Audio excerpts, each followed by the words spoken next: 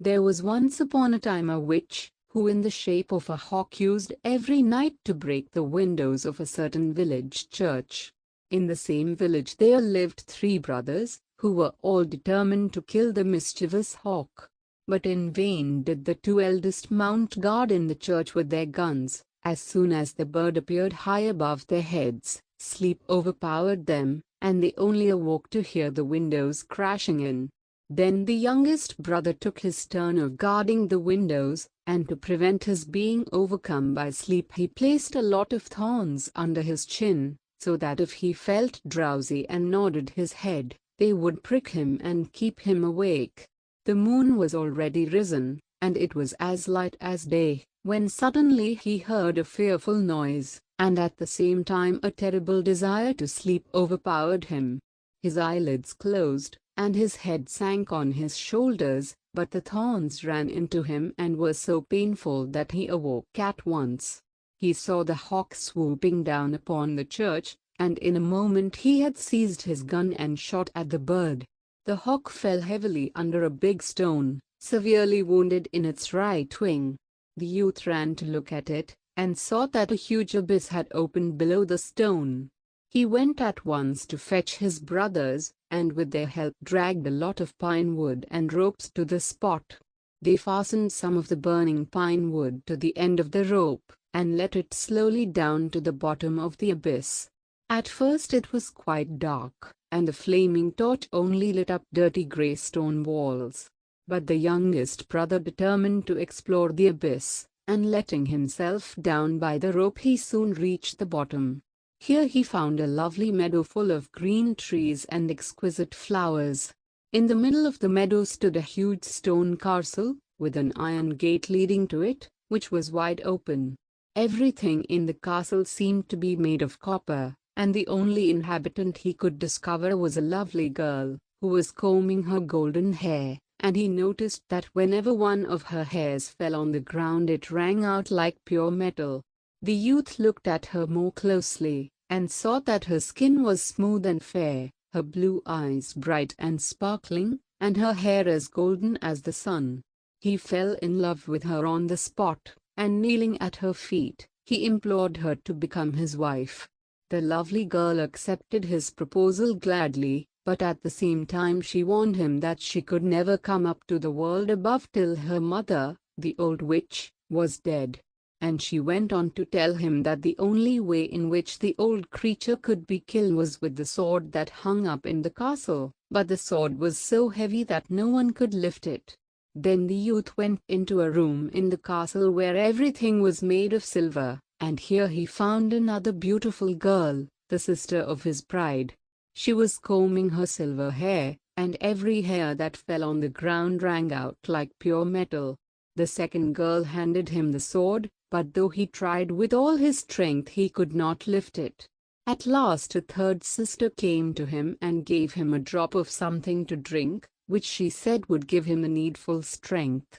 He drank one drop, but still he could not lift the sword. Then he drank a second, and the sword began to move, but only after he had drunk a third drop was he able to swing the sword over his head. Then he hid himself in the castle and awaited the old witch's arrival. At last, as it was beginning to grow dark, she appeared. She swooped down upon a big apple tree, and after shaking some golden apples from it, she pounced down upon the earth. As soon as her feet touched the ground she became transformed from a hawk into a woman. This was the moment the youth was waiting for, and he swung his mighty sword in the air with all his strength, and the witch's head fell off, and her blood spurted up on the walls.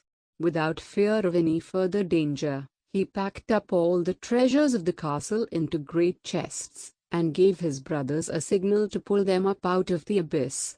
First the treasures were attached to the rope, and then the 3 lovely girls. And now everything was up above and only he himself remained below. But as he was a little suspicious of his brothers, he fastened a heavy stone onto the rope and let them pull it up. At first they heaved with a will, but when the stone was halfway up they let it drop suddenly, and it fell to the bottom broken into 100 pieces. "So that's what would have happened to my bones had I trusted myself to them," said the youth sadly, and he began to cry bitterly, not because of the treasures, but because of the lovely girl with her swan-like neck and golden hair. For a long time he wandered sadly all through the beautiful underworld, and one day he met a magician who asked him the cause of his tears. The youth told him all that had befallen him, and the magician said, "Do not grieve, young man. If you will guard the children who are hidden in the golden apple tree, I will bring you at once up to the earth. Another magician who lives in this land always eats my children up. It is in vain that I have hidden them under the earth and locked them into the castle. Now I have hidden them in the apple tree. Hide yourself there too, and at midnight you will see my enemy." The youth climbed up the tree, and picked some of the beautiful golden apples, which he ate for his supper. At midnight the wind began to rise, and a rustling sound was heard at the foot of the tree. The youth looked down and beheld a long thick serpent beginning to crawl up the tree. It wound itself round the stem and gradually got higher and higher. It stretched its huge head, in which the eyes glittered fiercely, among the branches, searching for the nest in which the little children lay. They trembled with terror when they saw the hideous creature, and hid themselves beneath the leaves. Then the youth swung his mighty sword in the air, and with one blow cut off the serpent's head. He cut up the rest of the body into little bits and strewed them to the four winds. The father of the rescued children was so delighted over the death of his enemy that he told the youth to get on his back, and in this way he carried him up to the world above. With what joy did he hurry now to his brother's house! He burst into a room where they were all assembled, but no one knew who he was. Only his bride, who was serving as cook to her sisters, recognized her lover at once. His brothers, who had quite believed he was dead, yielded him up his treasures at once, and flew into the woods in terror. But the good youth forgave them all they had done, and divided his treasures with them. Then he built himself a big castle with golden windows, and there he lived happily with his golden-haired